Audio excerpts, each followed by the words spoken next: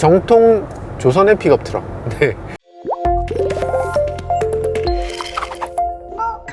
네, 안녕하세요. 모카 김한용입니다. 오늘 만나볼 차는 넥스턴 스포츠칸의 페이스리프트 버전입니다. 국방색에 가까운 이 색깔, 실제로 색깔의 이름은 네, 이겁니다. 어떻게 바뀌었는지, 그리고 어떤 점이 장점인지 한번 살펴보도록 하겠습니다. 새소리가 그냥 좋구만. 사실 오늘 이 차를 시승하는 건 다른 어떤 뜻도 없어요. 그냥 쌍용차가 잘 됐으면 하는 바람, 그 정도입니다. 시승하면서 여러 가지를 봐야 될 텐데 완전히 객관적으로 보긴 어려울 것 같아요. 저도 모르게 약간 돕고 싶은 마음이 생길 것 같아. 아무리 돕고 싶은 마음이 있어도 부족한 건 부족하다, 좋은 건 좋다, 이렇게 얘기해야 되겠죠. 자, 그래서 처음에 차에 탔을 때 외관에서 봤을 때 느낌은 일단 굉장히 만족스럽습니다. 외관은 도장 품질이 의외로 괜찮아요. 쌍용차 도장 품질 보면 현대기아보다 나은 점도 있는데 라고 생각되거든요. 일단 오렌지 필이 굉장히 적어요. 디자인도 이번 디자인이 꽤 잘 나왔고, 색깔도 굉장히 예쁘게 잘 뽑은 것 같고, 군청색 같은 요 그린색 예뻐요. 예쁘고 고급스럽습니다. 그리고 가격이 2,400만원부터 시작이라니 모든 것들이 다 용서되지 않습니까? 2,400만원이면 아반떼야. 셀토스 가격으로 이걸 살 수 있다고? 갑자기 확 좋아 보이죠? 야, 이 정도면은 적극 추천해야 될 가격대인데? 라고 생각되지만 옵션이 조금 올라가면 사실 그 가격에 살 수가 없죠. 지금 기본 베이스 모델이 나쁘지 않아요. 기본 베이스 모델에도 사실 갖출 건 다 갖췄거든요. 엔진이 바뀌는 것도 아니고 변속기가 바뀌는 것도 아니고 인테리어 요소들이 좀 바뀌는 건데, 차에 들어와 보니까 인테리어 요소가 끝판왕으로 가더라도 그렇게까지 막 되게 멋있고 이런 건 아니거든요. 그러니까 여기서 한 내비게이션 정도 넣고 그 외에는 그렇게 넣고 싶은 옵션이 막 되게 많거나 그렇지 않아요. 자동차 회사는 원래 풀옵션을 먹고 사는 거죠. 그렇기 때문에 많은 분들이 쌍용차를 돕겠다는 마음이 있으시다면 풀옵션을 선택하는 게 좋겠지만 저라면 풀옵션보다는 기본 트림에 옵션을 조금만 더해서 그렇게 필요한 옵션만으로 운영하시는 게 좋을 것 같아요. 이런 차를 일반 가정용으로 쓰는데 문제가 없을까, 이런 생각부터 하게 될 거잖아요. 당연히 그런 생각 하실 텐데 살짝 단단합니다. 어쩔 수 없이 살짝 단단하네요. 짐을 얹으면 차가 눌리는 부분을 어느 정도 감안해서, 그래서 스프링 강도를 세팅한 것 같아요. 그래서 스프링이 이렇게 들어가는 느낌이 별로 안 들어. 이만큼 수축됐다가 늘어났다, 이렇게 할 수 있을 거잖아요. 근데 얘는 지금 여기서만 노는 느낌이에요. 여기까지는 들어가지도 않고 스프링이 너무 장력이 강해서 이 상태에서 지금 조금 더 큰 충격을 만나면 당연히 이렇게 들어가겠지만 지금 상태에서는 굉장히 단단하다고 느끼실 것 같습니다. 충격. 우선 충전을 눌러서 켜는 차는 저는 지금까지는 처음 봤어요. 핸드폰을 올려놓으면 바로 충전되게 만들 수도 있지만, 그렇게 하면 전기를 많이 먹을 테니까 버튼을 눌러서 이렇게 켰다가 껐다가를 할 수 있게 이렇게 만들어져 있어요. 이렇게 스위치가 있는 이유 중에 하나는 아마 전파법 관련한 게 아닐까 싶긴 한데, 현대차 같은 경우는 전파가 밖으로 빠져나가지 않도록 이 문을 닫았을 때만 작동되도록 만들어 놨습니다. 문을 연 상태에서 무선 충전이 안 돼요. 그래서 무선 충전 시스템을 그런 식으로 제한을 뒀는데, 얘는 문을 닫는 스위치에 연동하지 않고 요 온오프 스위치를 따로 둬서 문제가 있으면 운전자 잘못입니다, 이렇게 만들어 놓... 이 차는 어댑티브 크루즈가 없습니다. 긴급 제동만 있습니다. 어댑티브 크루즈는 없고요. 그리고 차선 이탈 방지는 없고요. 경고는 있어요. 차선 이탈 경보만 있는 그런 아쉬움이 있습니다. 어댑티브 크루즈가 있는 차만 타잖아요. 저는 제가 주력으로 타는 차가 신형 소렌토하고 테슬라. 차선 이탈 방지가 너무 잘 됩니다. 이런 코너에서 별로 앞을 잘 보지 않아요. 약간 사람이 집중력이 떨어져 있어. 대충 그냥 요원전에서 이렇게 그냥 하면 알아서 가지 않겠어? 이런 안일한 마음을 또 갖고 있게 되는데, 내비게이션이 요즘 발달하고 나서부터는 여러분들이 길을 찾는 능력이 떨어지잖아요. 핸드폰이 정말 발전하고 나서부터는 전화번호를 외우는 능력이 떨어지거든요. 이 어댑티브 크루즈를 너무나 널리 사용하게 되고부터는 운전할 때 이 차선에 집중하는 요 능력이 좀 떨어지게 되는 것 같아요. 그래서 지금 갑자기 이 차를 타다 보니까 옆에 있는 걸 막 바라보다가 차선을 넘어가는 일이 생기네요. 저도 모르게 옆으로 넘어가 버리는 일이 생겨서 굉장히 조심스럽습니다. 네, 엔진 출력은 지금 LET 220 엔진을 사용하고 있는데 187마력을 내고 있습니다. 그런데 187마력이라면 사실 부족하지 않은 엔진이라고 할 수 있죠. 예전에 BMW가 주력으로 사용하고 있던 엔진들이 180 몇 마력 정도 됐었는데 일단 출력 자체에선 나쁘지 않아요. 만족. 근데 냉간시의 엔진 사운드가 약간 거친 것 같고요. 조금 주행하고 나니까 열이 오르면서 엔진도 굉장히 부드럽게 바뀐 걸 느낄 수가 있네요. 네, 많이 바뀌었어요. 그러니까 이게 예열을 하면서 좀 차분하게 초반에 움직이는 게 필요한 것 같은 그런 엔진입니다. 변속기는 상대적으로 그것보다 훨씬 더 안정적인데요. 아이신 변속기를 사용하고 있어서 아이신 같은 경우는 추구하는 방향이 고성능, 직결감 이런 것보다는 안정적이고 내구성이 뛰어난 변속기로 알려져 있죠. 쌍용차가 예전에 변속기를 잘못 선택하는 바람에 정말 큰 홍역을 앓았었는데 그 이후에는 이제 변속기를 선택할 때 기능이나 성능, 능력치 이런 것들에 비해서는 안정성, 널리 검증받은 변속기 이런 쪽으로 초점을 바꿔가는 것 같습니다. 사실 항상 최신 기술이 필요한 건 아니니까요. 이 변속기에 있어서는 이런 어느 정도 좀 검증된 모델이 필요한 것 같기도 합니다. 자, 일단 외관 굉장히 아름답지 않습니까? 여기 지금 자연환경과도 너무 잘 어울리는 것 같아요. 궁빵색 넥선 스포츠칸을 보니까 정말 군대 다시 온 것 같아. 아닌가? 뭔가 굉장히 안 좋은 얘기인가 그건? 네, 어쨌든 굉장히 와일드한, 정말 터프한, 그리고 고터프라는 그런 디자인 컨셉트를 갖고 있다고 하잖아요. 이 진짜 고터프 맞는 것 같고요. 터프하다 못해 작전에 투입해도 될 것 같은 그런 느낌이 드는 자동차이기도 합니다. 그냥 멋지기도 하죠. 와, 진짜 전면부는 엄청 좋아졌네요. 이거라면 나름대로 쌍용차가 하나의 장르를 개척할 수 있는, 남자는 쌍용차지 이런 느낌을 줄 수 있는 그런 엄청난 앞모습을 보여주고 있어요. 아주 멋진 디자인을 갖고 있습니다. 전체적으로 멀리서 봤을 때 굉장히 멋진 디자인이고요. 가까이서 봤을 때 이 칸은 조금 더 단순화 시켰어야지 라는 생각이 듭니다. 너무 반짝반짝, 너무 맥기예요. 실제 알루미늄을 썼으면 어땠을까? 얼마 비쌌을까? 10,000원 정도 더 들여서 여기를 조금 더 단순하게 실제 알루미늄으로 딱 만졌을 때도 느낌이 좋았으면 더 좋았을 것 같긴 합니다. 여러 가지로 아쉬움은 남지만 그래도 전체적으로 봤을 때는 와, 이건 잘했다. 진짜 이건 진짜 박수 받을 만한 그런 디자이너가 정말 열심히 한 그런 모습을 보여줍니다.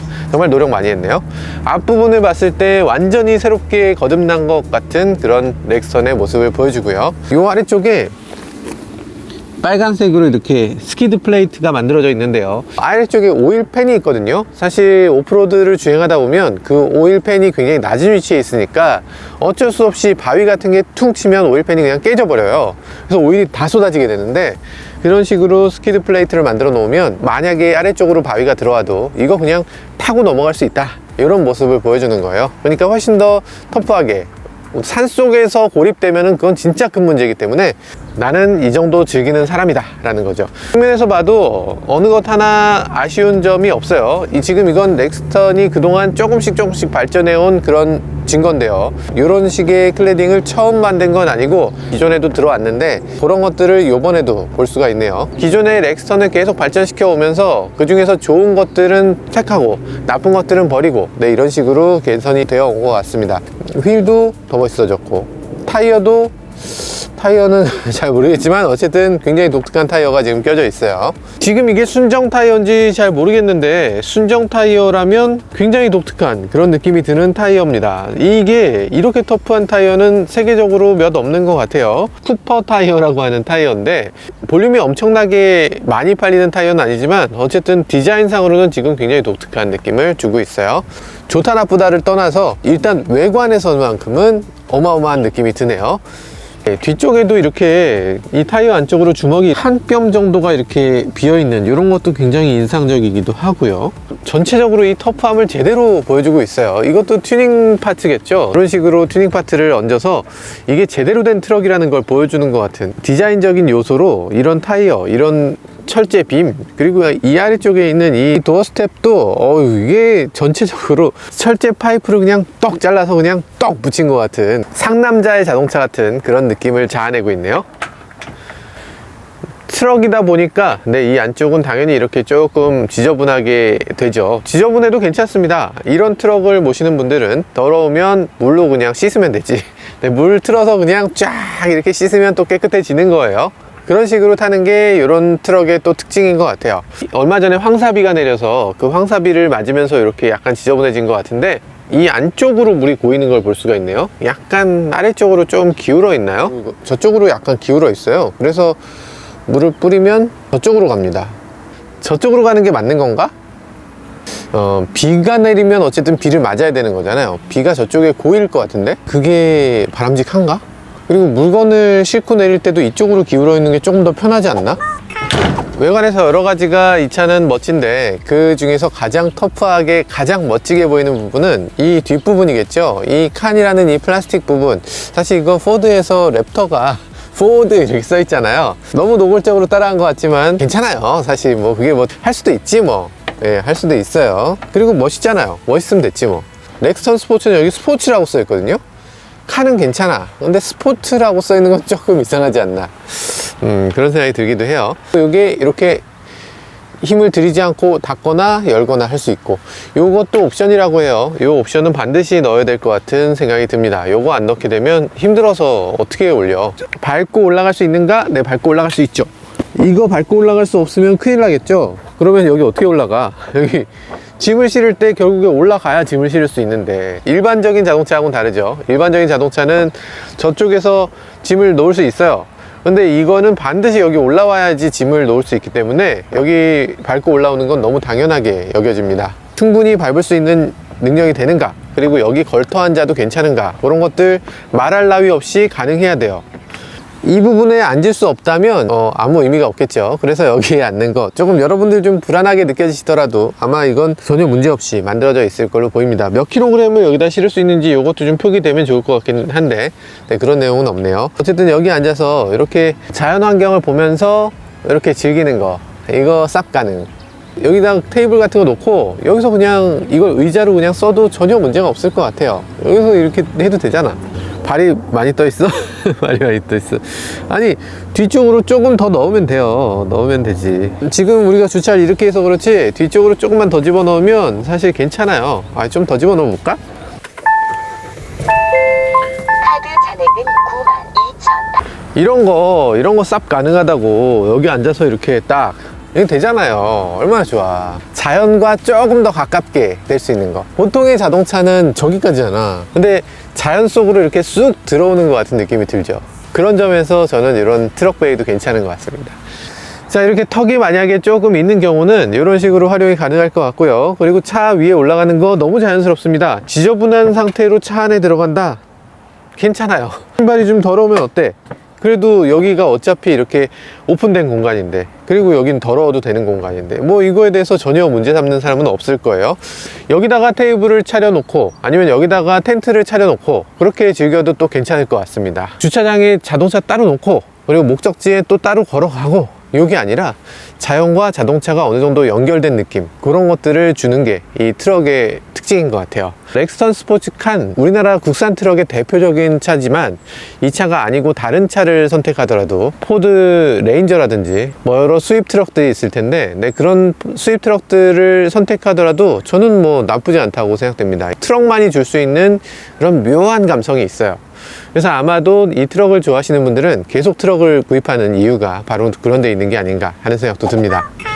이게 주유구도 굉장히 길어요. 주유구가 이렇게 긴 이유가 있죠. 열었을 때 경유 하나, 그리고 요소수 하나, 이렇게 두 개를 넣도록 돼 있어서 그래요. 요소수는 당연히 유록스를 넣어야 되겠죠. 열 때 눌러서 열도록 만든 거, 이게 당연히 이렇게 돼야지. 왜 현대기아차는 눌러서 여는 걸 그동안 그렇게 소홀했는지, 왜 그렇게 안 해줬는지 좀 그런 생각이 들 정도로 일찌감치 이렇게 눌러서 여는 형태로 만들어지고 있어요. 한참.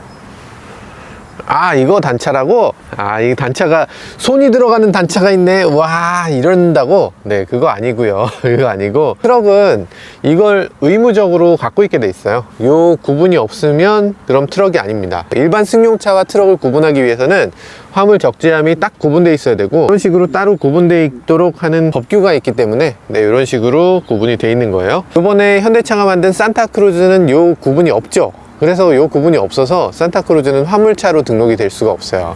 요게 사실은 필요하죠. 필요합니다. 왜 필요하냐면 앞에 칸하고 화물 칸이 어느 정도는 움직일 수 있도록 만들어져 있어서 네, 요 구분이 필요하고, 법적으로 이 부분이 꼭 필요한 부분이어서 이렇게 만들어져 있는 거고, 단차하고는 아무 관계없는 거죠. 단차는 요쪽 요런 걸 단차라고 하는 거고, 근데 이것도 단차 심한 편은 아니네요. 단차도 굉장히 작게 만들어진 편이고요. 저는 이 부분도 되게 중요하게 보는데요. 문을 열었을 때 이 아래쪽까지 이렇게 감싸는 형태로 만들어져 있어요. 고무 몰딩을 또 해놔서 이 안쪽으로 물이 들어가지 않도록 했죠. 그러니까 오프로드를 지나더라도 이 아래쪽으로 물이 닿지 않는 거예요. 이 부분이 깨끗하게 유지가 되기 때문에 차에 드나들 때 이 부분이 옷이 쓸리더라도, 코트 같은 게 여기 쓸리더라도 더러워지지 않는다. 이런 게 특징적인 부분이고요. 많은 자동차들이 도어 중간을 잘라요. 도어 중간을 잘라서 아래쪽은 그냥 남아있도록 하는 경우가 많은데, 그런 경우는 코트 아래쪽이 좀 닿는 경우가 많이 있죠. 이런 차 같으면 그런 거 없이 깨끗하게 유지될 수 있다는 점에서는 좋다고 할 수 있는데, 그렇지만 어쩔 수 없이 도어 스텝 부분은 더러워지거든요. 그래서 여기 닿지 않도록, 여기 닿지 않도록 조금 신경 써서 이렇게 밟고 가시는 게 필요할 것 같아요. 서스펜션에서 굉장히 의외의 모습을 봤는데요. 여기 보면 서스펜션이 무슨 튜닝 서스 같아요. 오리지널이 아닌 건가요? 오리지널이 이렇게 돼 있다고? 도장이 돼 있는 스프링을 쓰고 있는데, 지금 또 가변 레이트를 쓰고 있거든요. 그러니까 일부분은 더 얇고 일부분은 더 두껍고, 이렇게 가변 레이트를 쓰고 있어서 반충격은 조금 얇은 부위가 좀 이렇게 흡수하고, 좀 더 큰 충격은 이렇게 굵어진 부위가 흡수하도록 이렇게 스프링이 좀 고급 스프링이 들어가 있어요. 그리고 서스펜션도 WC본을 사용하고 있네요. 그래서 위쪽과 아래쪽이 다 위시본으로 돼 있어서 이 두 개의 위시본이 이렇게 WC본을 선택한 이유는 뭐 여러 가지 있겠지만, 기본적으로 이 차는 사륜구동 베이스를 하고 있기 때문에 그런 것들 때문에라도 WC본을 또 선택한 것 같기도 합니다. 승용차로도 쓸만한가, 이런 것들이 굉장히 궁금하실 텐데, 뒷좌석에도 한번 앉아볼까요? 뒷좌석에 앉아보면 도어가 이거보다 조금 더 열리면 좋을 것 같긴 한데 약간 작죠? 네, 머리 공간이라든지 어깨 공간이라든지 뭐 전체적으로 이 뒷좌석에서 불편함은 느껴지지 않습니다. 굉장히 다 넉넉해요.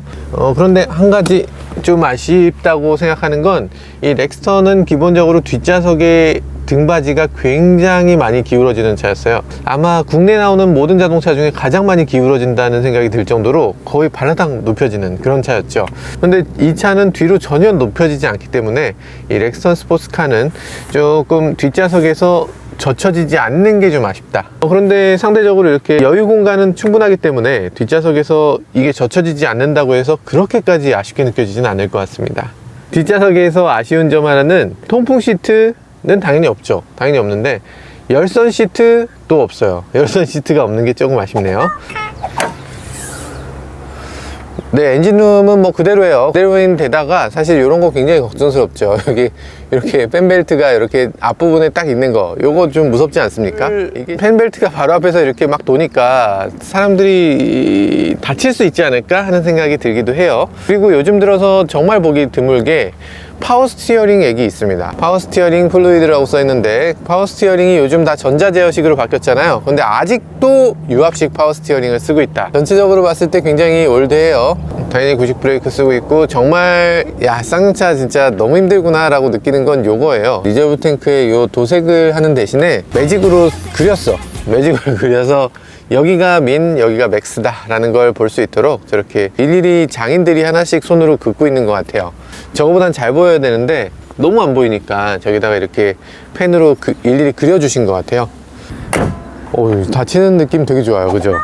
필터가 이렇게 만들어져 있는데요. 필터는 어떻게 되어 있나 살펴보면요, 일단 너무 듬성듬성하죠. 일단 듬성듬성해서 아마도 이게 필터링을 잘 해줄 수 있을 것 같이 생기지는 않았습니다. 카본 콤비 필터긴 합니다. 그래서 이 안에 냄새를 흡착하거나 이런 것들이 될 수 있는 카본층을 쌓아놨는데요. 사이즈로 봐서는 루프트 필터로 바꿔 끼울 수 있는 사이즈, 그리고 갈아 끼우기도 쉽게 돼 있으니까 사실 이 필터 자체의 능력이 그렇게 뛰어나기보다는 크게 만들어주는 게 중요한데 크게 잘 만들어 놓은 것 같습니다.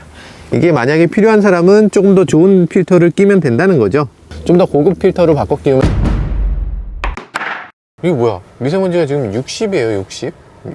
이 실내가? 이게 미세먼지. 아니, 필터를 눈으로 보고서 안 좋겠지 했는데 진짜 안 좋네? 60 조금 넘네, 바깥이. 에어컨 바람을 쐬고 있으면 조금 미세먼지, 외부하고 실내하고 이 미세먼지 차이가 거의 없어요. 이게 정말 놀랍게도 이 미세먼지 필터의 역할을 거의 못하고 있는 것 같아요. 과속방지턱 넘는 느낌은 어떤가? 네, 과속방지턱을 한번 넘어 볼게요. 아, 단단합니다. 단단해요. 그냥 쿵쾅쿵쾅 하는 느낌이 살짝 들어요.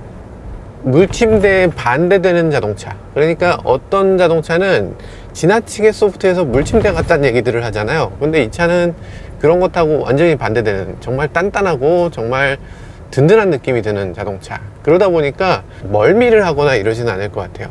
멀미는 약간 긴 요런 느낌일 때 멀미를 하잖아요. 배를 타고 갈 때 배멀미를 하잖아요. 긴 물침대 같은 차에서 더 멀미를 하거든요. 그래서 사실은 이렇게 쿵쾅쿵쾅 하는 느낌의 자동차가 한건 모르겠어. 승차감에서 뭐 여러 가지 요소 있겠지만 멀미를 예방하는 데는 오히려 이렇게 푹신한 차보다는 더 좋을 것 같긴 합니다. 네, 이제는 오프로드로 고터프, 네, 오프로드로 한번 가보도록 하겠습니다. 걱정이 없어. 오프로드를 가도 자동차 상책이 생기지 않을까, 스크래치 생기지 않겠어? 뭐 이런 걱정이 없습니다. 그냥 마음이 편해. 사실 이 차는 트럭이라는 점만으로도 굉장히 가치 있는 자동차입니다. 다른 어떤 자동차도 이런 가치를 갖지 못하죠. 예를 들면 세금. 이 차는 1년에 내는 세금이 2만원대입니다. 1년 전체 내는 세금이 보통은 몇십만원, 수십만원, 많게는 100만원까지도 내잖아요. 이 차는 이 세금 면에서 너무나 압도적인 그런 우위를 갖고 있고요. 그리고 차를 살 때 자영업자 같은 경우는 내가 낸 돈에서 10%를 부가세 환급이라는 이름으로 돌려줘요. 회사 운영에서는 화물차를 갖는다는 것 자체가 굉장히 큰 메리트가 되는 거죠. 많은 부분이 비용 처리가 되기 때문에 아마도 자영업자들은 다들 한 번씩 화물차를 구입해 보는 걸 고려해 볼 것 같습니다. 그런 면에서 이 차는 화물차로서의 가치는 뭐 차고 넘칩니다. 너무 많아요. 뭐 여러 가지 면에서, 세금 면에서, 운용 면에서, 그리고 비용 처리 면에서 너무나 좋아요. 그냥 자영업자면 무조건 화물차를 하나 사야 될 것 같아. 아니면 승합차라도 하나 사야 될 것 같아. 자영업자 입장에서 무조건 그게 남는 거죠. 샀다가 나중에 몇 년 후에 팔아도 손해보질 않아요. 그렇기 때문에 자영업자들이 이렇게 화물차를 선택을 많이 하시는 거고요. 화물차로서의 가치는 알겠어. 그럼 승용차로서의 가치도 있느냐? 제가 지금까지 타본 결과는 승용차로도 나쁘지 않은 것 같습니다.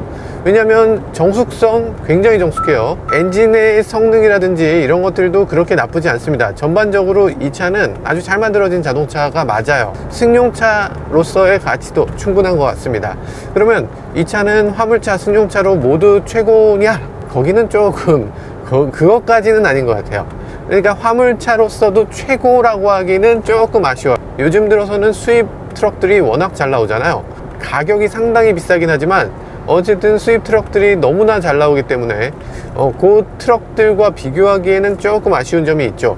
그리고 승용차라고 하기에도 요즘 SUV들이 너무나 잘 나오기 때문에 그런 것들하고 비교하기에도 약간 아쉬움이 있습니다. 인테리어도 조금 아쉽고, 아니면 뭐 전자장비들도 조금 아쉬워요. 어댑티브 크루즈라든지 차선 이탈 방지라든지 이런 것들이 없기 때문에 그런 것들이 조금 아쉽고, 여러 가지 면에서 아쉬운 점도 없지 않습니다. 그러니까 트럭으로서도 조금 아쉽고 승용차로도 조금 아쉬운데, 그런데 반대로 생각해보면 승용차의 감각과 트럭의 감각을 둘 다 어느 정도 만족시킬 수 있는 자동차예요. 그러니까 이게 정통 트럭, 정통 승용차 둘 다 아니지만 정통 조선의 픽업 트럭, 네, 이런 것만큼은 분명하게 만들어내고 있는 것 같네요. The original 조선 픽업. The new Rex. 쌍용차 법정 관리가 시작됐죠. 그러다 보니까 많은 분들이 시승해보니까 좋고 매끄럽고 좋은데 이거 나중에 서비스 받을 때 서비스 안 되면 어떡하냐, 이렇게 생각들도 많이 하시는 것 같아요. 일단 법적으로 자동차 회사가 문을 닫든 뭐 폐업을 하든 어떻든 간에 법적으로 7년 동안 부품을 보유하게 돼 있어요. 자동차의 전체 부품을 7년 동안 가지고 있어야 되고 계속 생산해야만 합니다. 소비자를 위해서 그런 법이 생겨 있어요. 그래서 어떤 식으로든 법정 관리든 어떤 식으로든 부품은 유지가 될 것 같아요. 아니, 물론 회사가 문을 닫는다고 해도, 정말 최악의 경우에 그런 일이 생긴다고 해도 그렇다는 거고, 실제로는 아마 뭐 문을 닫아버리진 않을 것 같아요. 누가 인수하든 인수하겠죠. 그 공장 부지나 이런 것들 그냥 샀다가 팔기만 해도 그게 어딘데. 한국 GM 같은 경우에 미국 GM이 사서 땅값으로 어마어마하게 벌었거든요. 그래서 그런 것도 생각해보면 이 쌍용차 가진 평택 공장이나 뭐 여러가지 자잘한 땅들, 이런 것들도 생각해보면 너무나 인수할 만한 그런 물건이기 때문에 아마 쉽게 사라지진 않을 걸로 봅니다. 이게 한 번에 돌 수 있을 것 같이 생기기도 했는데 돌 수 없을 것 같이 생기기도 했거든요. 지금 360도로 보여주는 이걸로 보면 살짝, 요건 좀 아쉽죠. 후진했다가 전진할 때 360도가 바로 꺼져요. 이게 조금 유지돼야 되거든요. 그래야지 전면도 같이 보잖아요. 360도의 의미가 없어요. 이렇게 되면 후진할 때만 보여주면, 그럼 뭐하러 360도를 보여줘. 감사합니다. 이렇게 감사할 때가, 이렇게 뭔가 친절하게, 되게 친절하고요. 정말 여기가 지금 굉장히 난이도가 높은 운전면허 시험장만큼 힘들어요. 얼만큼 가야 되는지를 알기 어렵기 때문에 이게 되게 어렵구나. 네, 지금까지 렉스턴 스포츠카를 시승해 봤는데요. 진작에 나오지 그랬어 라는 생각이 드는 자동차입니다. 많은 사람들이 생각했었던 그런 트럭의 아쉬운 점들, 그런 것들을 충분히 만족시킬 수 있는, 보완할 수 있는 자동차였고요. 그리고 여러 가지 면에서 쌍용차라는 자동차가 우리나라에서 꼭 필요한 존재가 아닌가 라는 생각을 다시금 해보게 만들었던 자동차였습니다. 지금까지 저는 모카 김환영이었습니다. 감사합니다. 근데 렉스턴을 타면서 새삼 느끼는 게 사람들이 잘 안 껴주네요. 이렇게까지 안 껴주는 차는 드문데 피해망상 같은 거 걸릴 것 같은 느낌이 들어요. 이 트럭 뒤에는 가고 싶지 않은가 봐요. 차들이 트럭 뒤에 가고 싶지 않아서 이 차 앞으로 껴들려고 굉장히 노력합니다. 이게 이상한데요? 운전하면서 저는 그렇게 생각해 본 적이 없는데 사람들이 다 이 차에 추월되거나 이러면 반드시 쫓아와서 자기가 또 추월하네요.